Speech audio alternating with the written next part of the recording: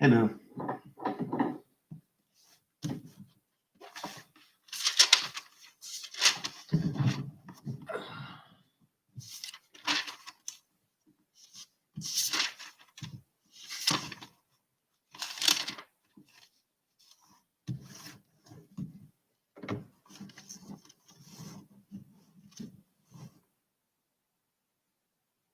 Genesis 1, the story of creation.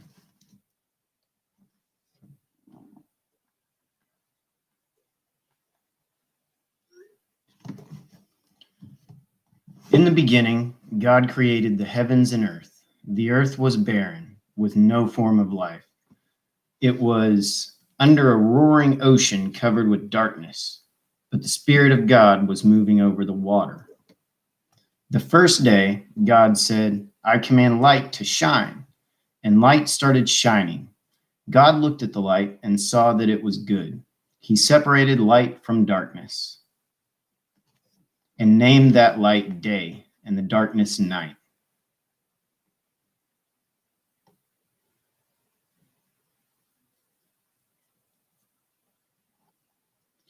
Evening came and then morning. That was the first day. The second day, God said, "I command a dome to separate the water above it from the water below it." And that's what happened. God made the dome and named it sky. Evening came and then morning. That was the second day.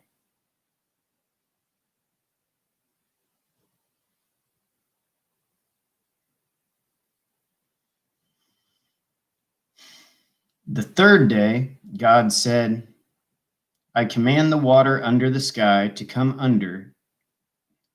together in one place so that there will be dry ground." And that's what happened. God named the dry ground land, and he named the water ocean. God looked at what he had done and saw that it was good. God said, "I command the earth to produce all kinds of plants, including fruit trees and grain." And that's what happened. The earth produced all kinds of vegetation. God looked at what he had done, and it was good. Evening came, and then morning. That was the third day. The fourth day, God said, "I command lights to appear in the sky."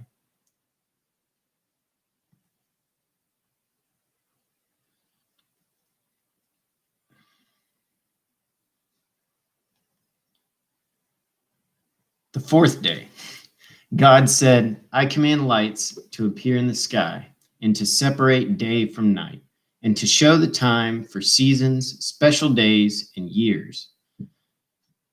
I command them to shine on the earth." And that's what happened. God made two powerful lights, the brighter one to rule the day and the other to rule the night. He also made the stars.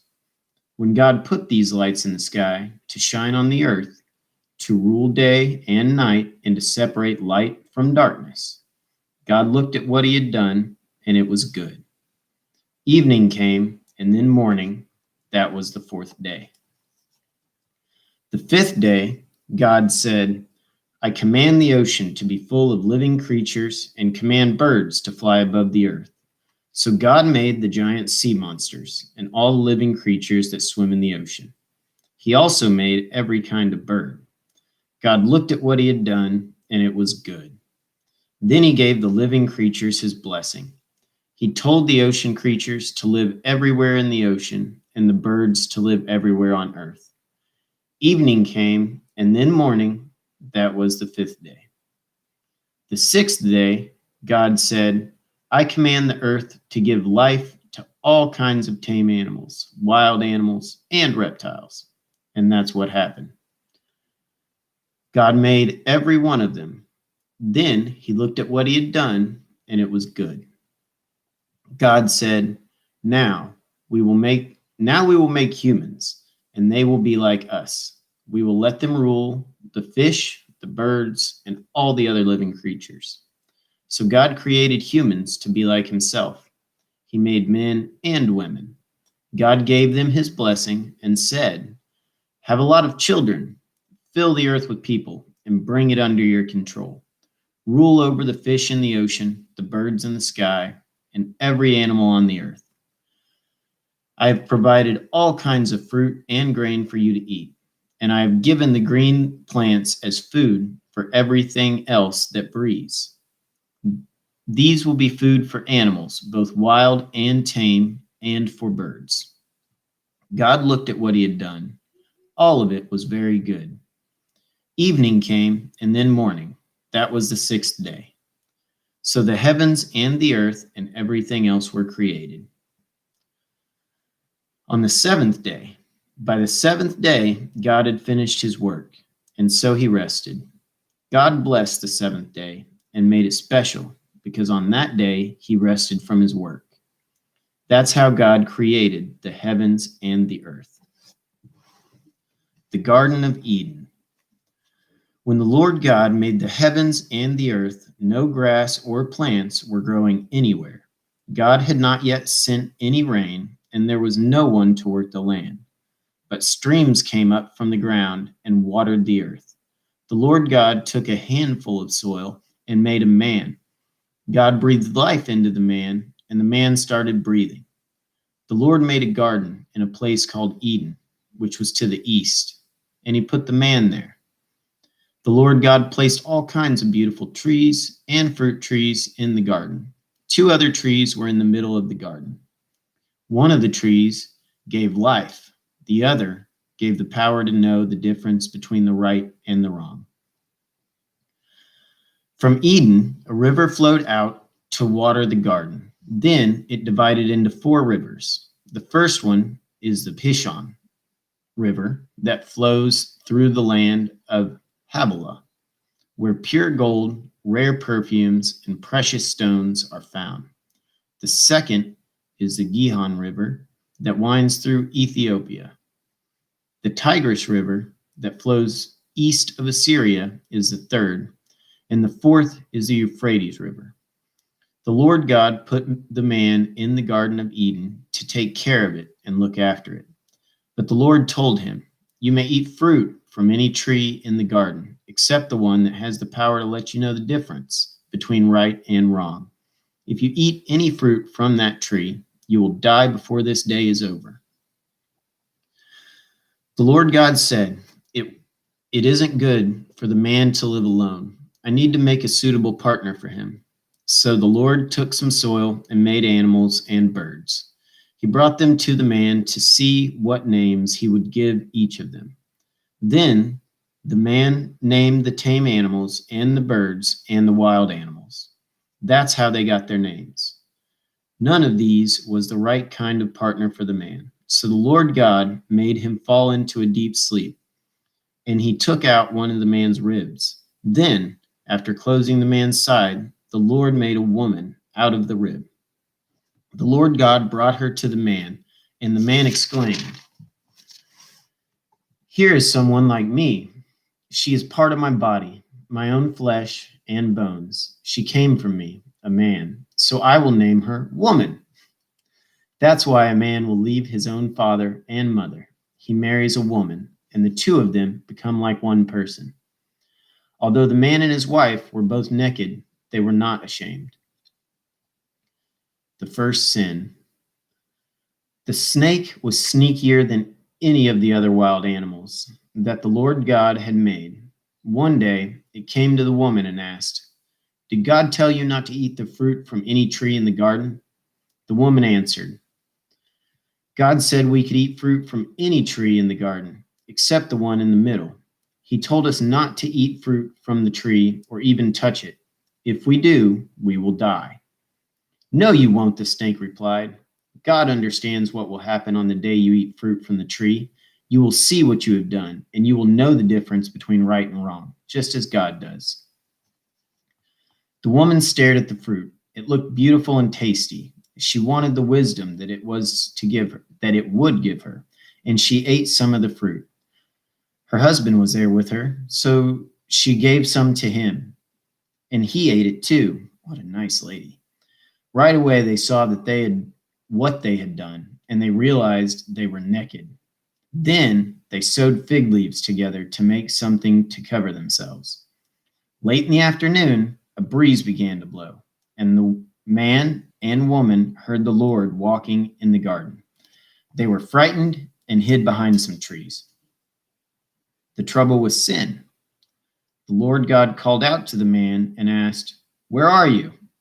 The man answered, "I was naked, and when I heard you walking through the garden, I was frightened and I hid."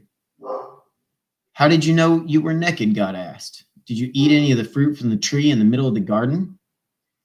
"It was the woman you put here with me," the man said. "She gave me some of the fruit, and I ate it."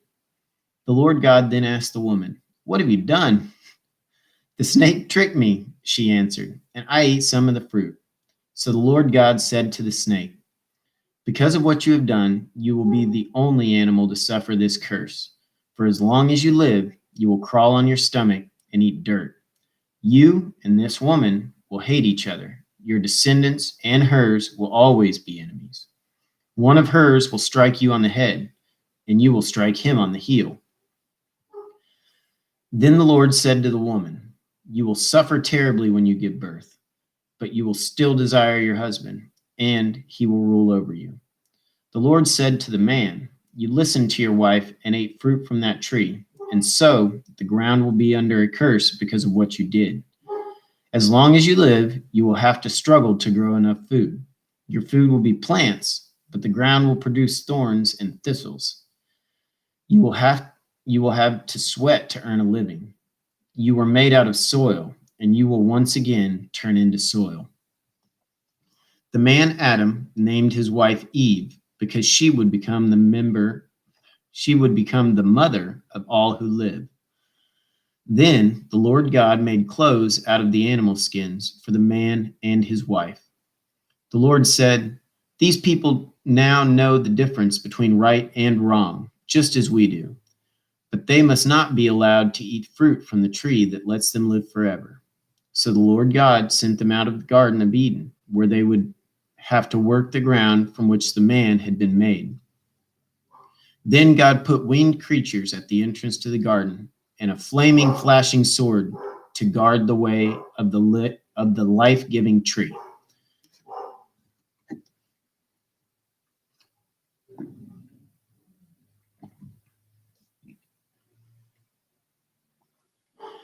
Chapter 4, Cain murders Abel. Adam and Eve had a son. Then Eve said, "I'll name him Cain because I got him with the help of the Lord." Later, she had another son and named him Abel. Abel became a sheep farmer, but Cain farmed the land. One day, Cain gave part of his harvest to the Lord, and Abel also gave an offering to the Lord. He killed the firstborn lamb from one of his sheep and gave the Lord the best parts of it. The Lord was pleased with Abel and his offering, but not with Cain and his offering.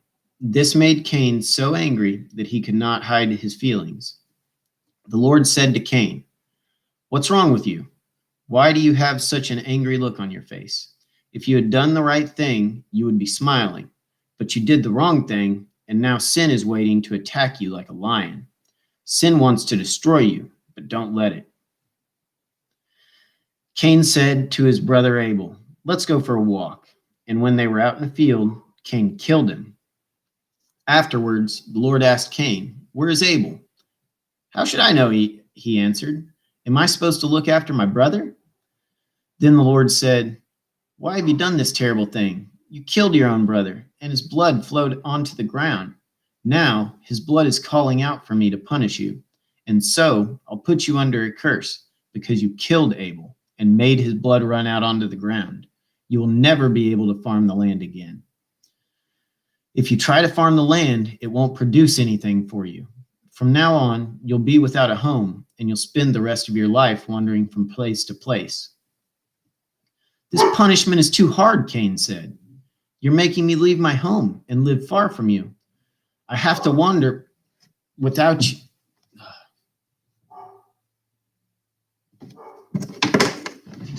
I gotta get my dog.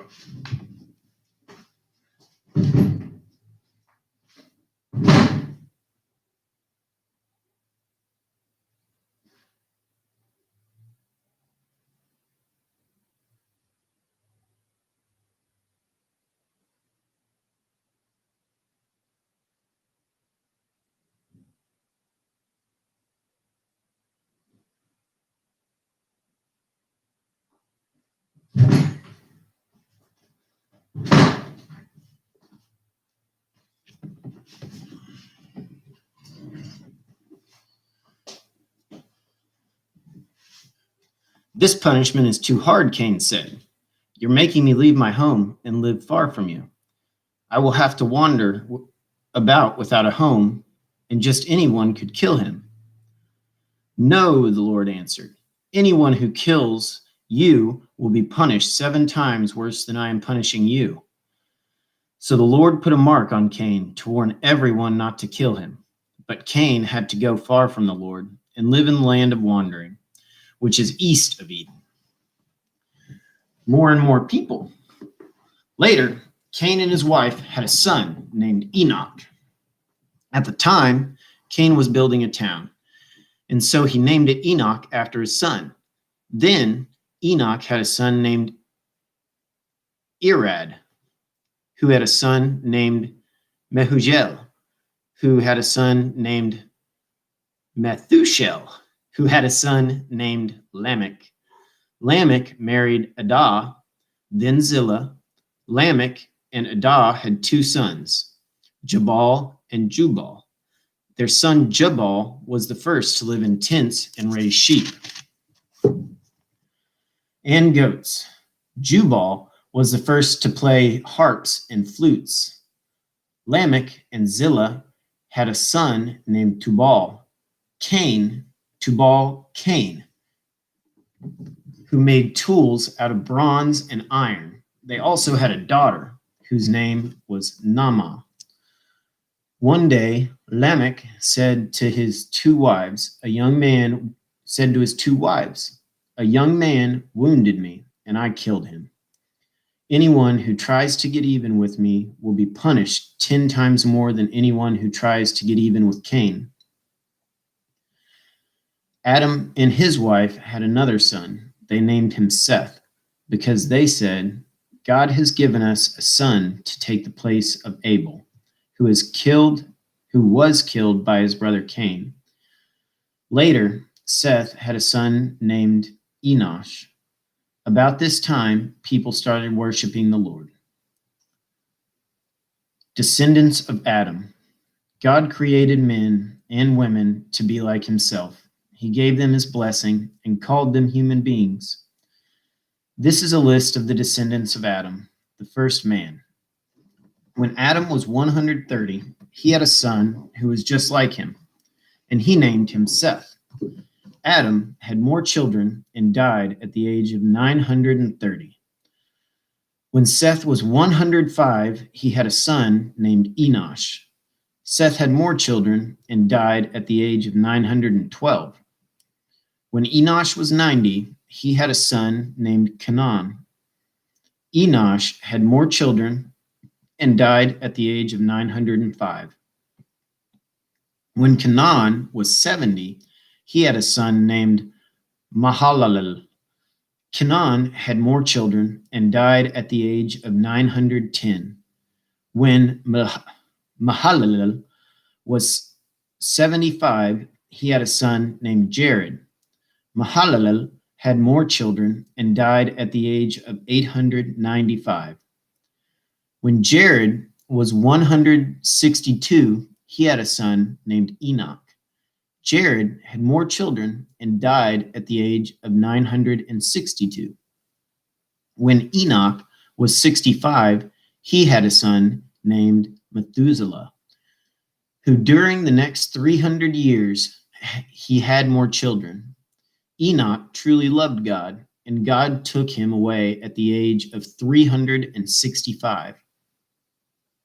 When Methuselah was 187, he had a son named Lamech. Methuselah had more children and died at the age of 969. When Lamech was 182, he had a son. Lamech said, I'll name him Noah because he will give us comfort as we struggle. He will give us comfort as we struggle hard to make a living on this land that the Lord has put under a curse. Lamech had more children and died at the age of 777. After Noah was 500 years old, he had 3 sons and named them Shem, Ham, and Japheth. The Lord will send a flood. More and more people were born until finally they spread all over the earth. Some of their daughters were so beautiful that supernatural beings came down and married the ones they wanted. Then the Lord said, I won't let my life-giving breath remain in anyone forever. No one will live for more than 120 years. The children of the supernatural beings who had married these women became famous heroes and warriors. They were called Nephilim and lived on the earth at the time and even later. The Lord saw how bad the people on earth were and that everything they thought and planned was evil. He was very sorry that he had made them, and he said, I'll destroy every living creature on earth. I'll wipe out people, animals, birds, and reptiles. I'm sorry I ever made them. But the Lord was pleased with Noah, and this is a story about him. Noah was the only person who lived right and obeyed God. He had 3 sons, Shem, Ham, and Japheth. God knew that everyone was terribly cruel and violent, so he told Noah, cruelty and violence have spread everywhere. Now I'm going to destroy the whole earth and all its people. Get some good lumber and build a boat. Put rooms in it and cover it with your tar inside and out. Make it 450 feet long, 75 feet wide, and 45 feet high. Build a roof on the boat and leave a space of about 18 inches between the roof and the sides. Make the boat 3 stories high and put a door on one side.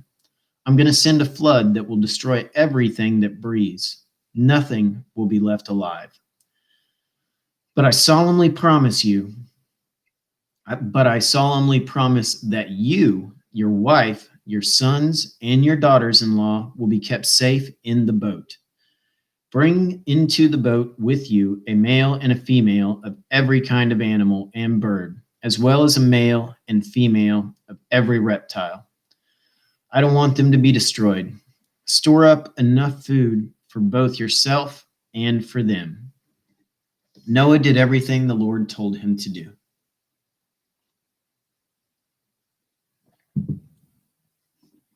Chapter 7, the flood. The Lord told Noah, take your whole family with you into the boat, because you are the only one on this earth who pleases me. Take 7 pairs of every kind of animal that can be used for sacrifice, and 1 pair of all others. Also, take 7 pairs of every kind of bird with you. Do this so there will always be animals and birds on the earth. 7 days from now, I will send rain that will last for 45 days and nights, and I will destroy all the other living creatures I have made. Noah was 600 years old when he went into the boat to escape the flood, and he did everything the Lord had told him to do. His wife, his sons, and his daughters-in-law all went inside with him. He obeyed God and took a male and a female of each kind of animal and bird into the boat with him. 7 days later, a flood began to cover the earth. Noah was 600 years old when the water under the earth started gushing out everywhere. The sky opened like windows, and rain poured down for 40 days and nights. All this began on the 17th day of the 2nd month of the year. On that day, Noah and his wife went into the boat with their sons, Shem, Ham, and Japheth, and their wives. They took along every kind of animal, tame and wild, including the birds. Noah took a male and a female of every living creature with him, just as God had told him to do. And when they were all in the boat, God closed the door. For 40 days, the rain poured down without stopping, and the water became deeper and deeper until the boat started floating high above the ground.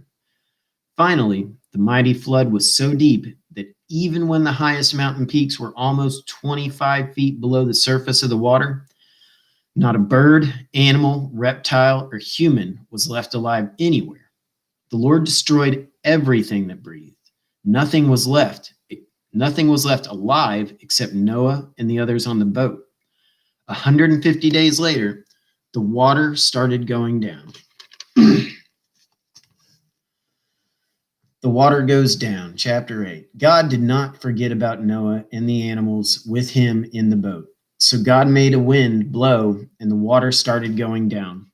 God stopped up the places where the water had been. God stopped up the places where the water had been gushing out from under the earth. He also closed up the sky, and the rain stopped. For 150 days, the water slowly went down. Then, on the 17th day of the 17th month of the year, the boat came to rest somewhere in the Errant Mountains. The water kept going down, and the mountaintops could be seen on the first day of the 10th month. 40 days later, Noah opened up a window to send out a raven, but it kept flying around until the water had dried up. Noah wanted to find out if the water had gone down, and he sent out a dove. Deep water was still everywhere, and the dove could not find a place to land. So it flew back to the boat. Noah held out his hand and helped it back in. 7 days later, Noah sent the dove out again. It returned in the evening, holding in its beak a green leaf from an olive tree. Noah knew that the water was finally going down. He waited 7 more days before sending the dove out again, and this time it did not return. Noah was now 601 years old, and by the first day of that year, almost all the water had gone away. Noah made an opening in the roof of the boat and saw that the ground was getting dry. By the 27th day of the second month, the earth was completely dry. God said to Noah, "You, your wife, your sons, and your daughter-in-law may now leave the boat.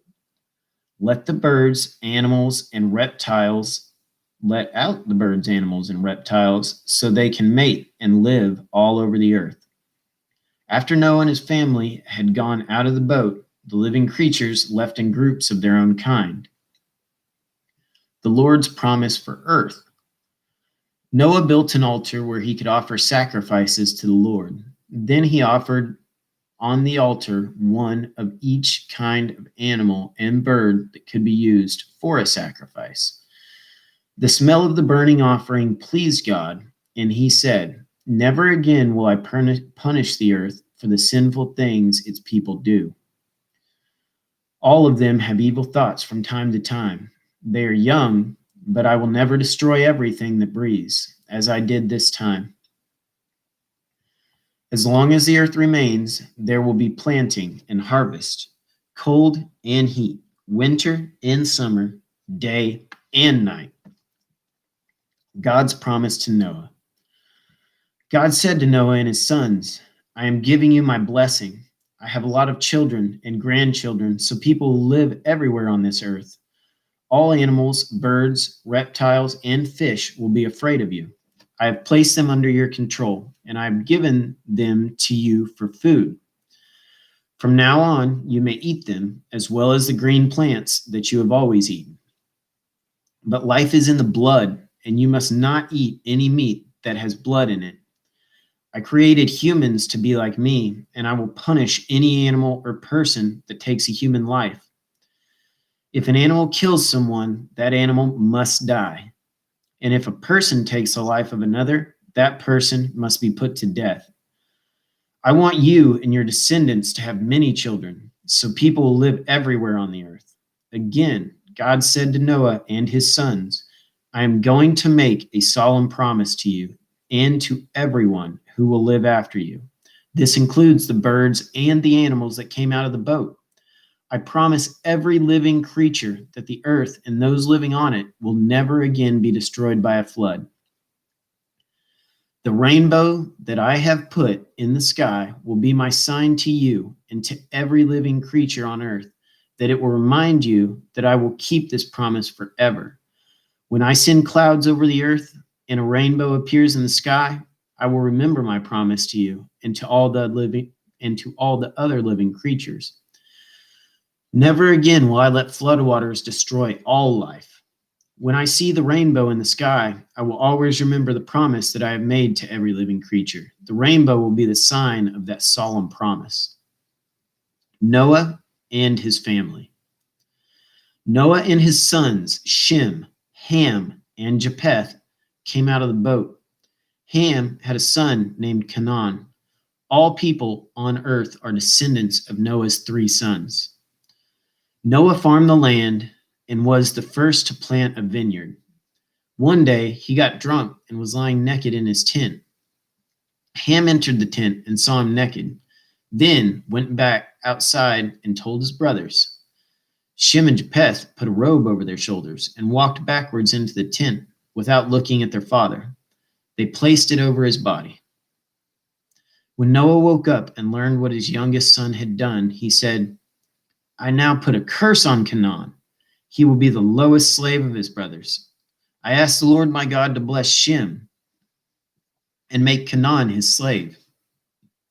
I pray that the Lord will give Japheth more and more land and let him take over the territory of Shem. May Canaan be his slave. Noah lived 350 years after the flood and died at the age of 950. The descendants of Noah. After the flood of Shem, Ham, and Japheth had many descendants. The descendants of Japheth. Excuse me. Japheth's descendants had their own languages, tribes, and land. They were Gomer, Magog, Madai, Javan, Tubal, Meshech, and Tiras. Gomer was the ancestor of Ashkenaz, Riphath, and Togarmah. Javan was the ancestor of Elisha, Tarshish, Kittim, and Dodanim, who settled along the coast. The descendants of Ham. Ham's descendants had their own languages, tribes, and land.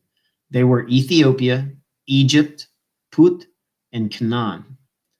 Cush was the ancestor of Seba, Havilah, Sabta, Ramah, and Sabteka. Ramah was the ancestor of Sheba and Dedan.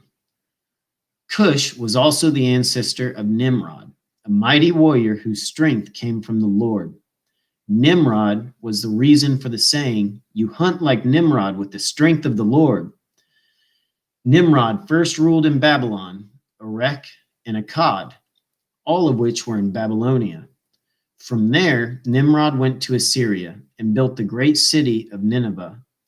He also built Rehoboth-ir and Calah, as well as Resin, which is between Nineveh and Calah. Egypt was the ancestor of Ludim and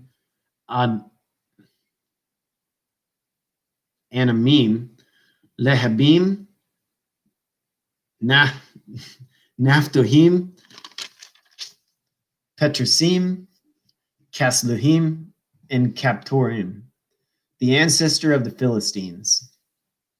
Canaan's sons were Sidon and Heth.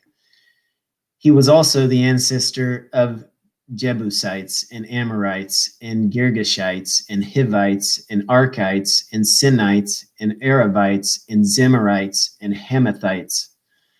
Later, the Canaanites spread from the territory of Sidon and went as far as Gaza in the direction of Gerar, and they went as far as Lasha in the direction of Sodom, Gomorrah, Adamah, and Zeboim.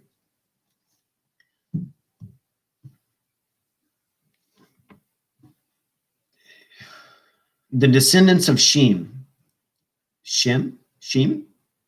The descendants of Shem. Shem's descendants had their own language, tribes, and land. He was the older brother of Japheth and the ancestor of the tribes Eber. Shem was the ancestor of Elam, Ashur, Arpachshad, Lud, and Aram. Aram was the ancestor of Uz, Hul, Gether, and Mash. Arpachshad was the father of Shelah and the grandfather of Eber, whose son was named Peleg, because it was during this time that tribes divided up the earth. Eber's son was Joktan. Joktan was the ancestor of Almodad, Shilep, Hazarmaveth, Jireh, Hadoram, Uzal, Dikhal, Obal, Abmael, Sheba, Ophir, Havilah, and Jabab. Their land reached for Mashah in the direction of Sephir, the hill country in the east. This completes the list of Noah's descendants. After the flood, their descendants became nations and spread all over the world. I earned that one. The Tower of Babel. At first, everyone spoke the same language, but after some of them moved from the east and settled in Babylonia, they said, "Let's build a city with a tower that reaches to the sky. We'll use hard bricks and tar instead of stone and mortar. We'll become famous, and we won't be scattered all over the world." But when the Lord came down to look at the city and the tower, he said, "These people are working together because they all speak the same language. This is just the beginning. Soon they will be able to do anything they want. Come on, let's go down and confuse them by making them speak different languages. Then they won't be able to understand each other." So the people had to stop building the city because the Lord confused their language and scattered them all over the earth. That's how the city of Babel got its name. The descendants of Shem. 2 hours after the flood, when Shem was 100, he had a son named Arpachshad. He had more children and died at the age of 600. This is a list of his descendants. When Arpachshad was 35, he had a son named Shelah. Arpachshad had more children and died at the age of 438. When Shelah was 30, he had a son named Eber. Shelah had more children and died at the age of 433. When Eber was 34, he had a son named Peleg. Eber had more children and died at the age of 464. When Peleg was 30, he had a son named Reu. Peleg had more children and died at the age of 239. When Reu was 32, he had a son named Serug. Reu had more children and died at the age of 239. When Serug was 30, he had a son named Nahor. Serug had more children and died at the age of 230. When Nahor was 39, he had a son named Terah, and Nahor had more children and died at the age of 148. The descendants of Terah. After Terah was 70 years old, he had 3 sons, Abram, Nahor, and Haran, who became the father of Lot. Terah's sons were born in the city of Ur in Chaldea, and Haran died there before the death of his father. The following is the story of Terah's descendants. Abram married Sarai, but she was not able to have any children, and Nahor married Milcah, who was the daughter of Haran and the sister of Iscah. Terah decided to move from Ur to the land of Canaan. He took along Abram and Sarai and his grandson Lot, the son of Haran. But when they came to the city of Haran, they decided to settle there instead. Terah lived to be 205 years old and died in Haran. The Lord chooses Abram. The Lord said to Abram, "Leave your country, your family, and your relatives, and go to the land that I will show you. I will bless you and make your descendants into a great nation. You will become famous and be a blessing to others. I will bless anyone who blesses you, but I will put a curse on anyone who puts a curse on you. Everyone on earth will be blessed because of you."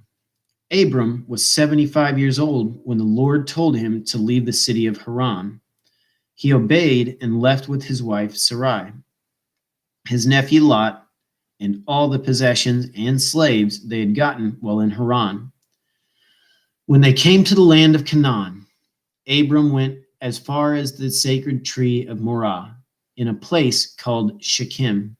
The Canaanites were still living in the land at that time, but the Lord appeared to this land, to your family forever. But the Lord appeared to Abram and promised, "I will give this land to your family forever." Abram then built an altar there for the Lord. Abram traveled to the hill country east of Bethel and camped between Bethel and Ai, where he built another altar and worshiped the Lord. Later, Abram started out towards the southern desert.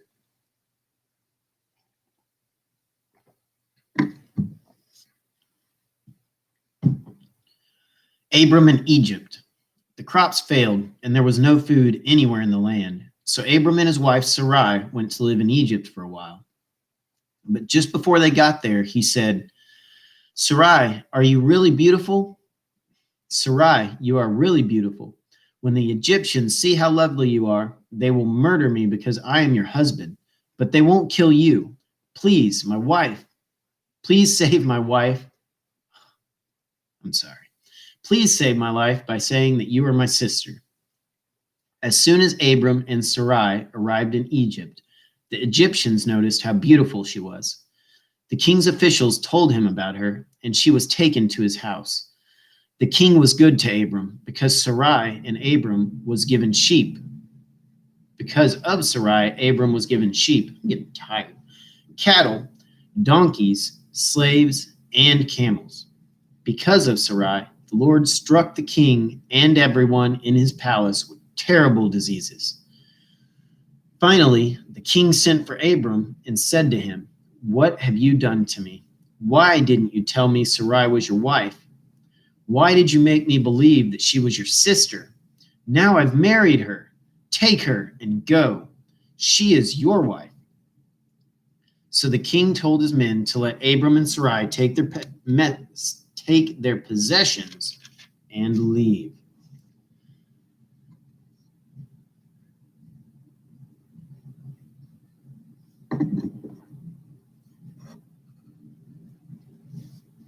Chapter 13, Abram and Lot separate.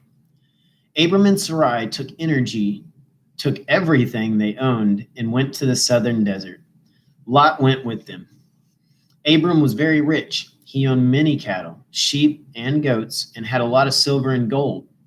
Abram moved from place to place in the southern desert, and finally he went north and set up his tents between Bethel and Ai, where he had earlier camped and built an altar. There he worshiped the Lord. Lot, who was traveling with him, also had sheep, goats, and cattle, as well as his own family and slaves. At this time, the Canaanites and the Perizzites were living in the same area, and so there wasn't enough pasture land left for Abram and Lot with all of their animals. Besides this, the men who took care of Abram's animals and the ones who took care of Lot's animals started quarreling. Abram said to Lot, "We are close relatives. We shouldn't argue, and our men shouldn't be fighting one another. There's plenty of land for you to choose from. Let's separate. If you go north, let's go south. If you go north, I'll go south. If you go south, I'll go north." This happened before the Lord had destroyed the cities of Sodom and Gomorrah. And when Lot looked around, he saw that there was plenty of water in the Jordan Valley, all the way to Zoar. The valley was green as the garden of the Lord or the land of Egypt. So Lot chose the whole Jordan Valley for himself, and as he started toward the east, he and Abram separated. Abram stayed in the land of Canaan, but Lot settled near the cities of the valley and set up his tents not far from Sodom,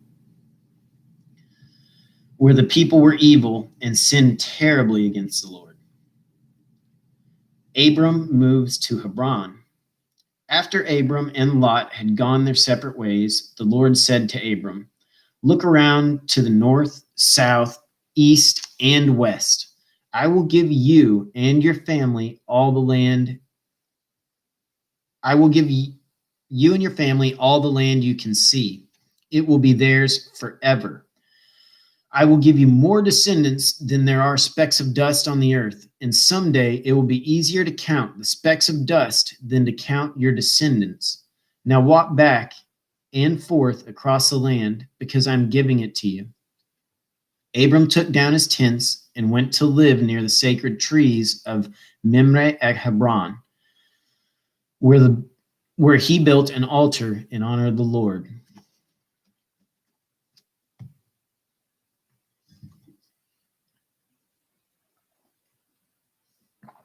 "14 will be the last one. Abram rescues Lot.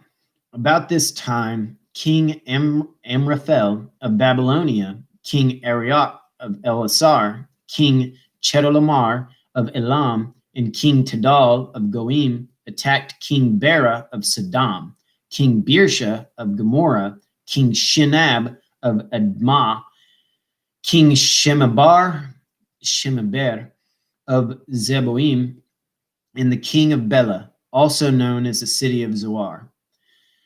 King Chedorlaomer and his allies had ruled these last 5 kings for 12 years, but in the 13th year, the kings rebelled and came together in Sedom Valley, which is now covered by the southern part of the Dead Sea. A year later, King Chedorlaomer and his allies attacked and defeated the Rephites in Asheroth Karnaim, the Zuzites in Ham, and the Emites in Shaveh Kirathim. They also defeated Horites in the hill country of Edom, as far as El Paran near the desert. They went back to the city of Emishpat, better known as Kadesh. Then they captured all the land that belonged to the Amalekites, and they defeated the Amorites, who were living in Hazazon Tamar. At Siddim Valley, the armies of the kings of Sodom, Gomorrah, Admah, Zeboim, and Bela fought the armies of King Chedorlaomer of Elam, King Tidal of Goim, King Amraphel of Babylonia, and King Arioch of Elasar. The valley was full of tar pits, and when the troops from Sodom and Gomorrah started running away, some of them fell into the pits. Others escaped to the hill country. Their enemies took everything of value from Sodom and Gomorrah, including their food supplies. They also captured Abram's new nephew Lot, who lived in Sodom. They took him and his possessions and then left.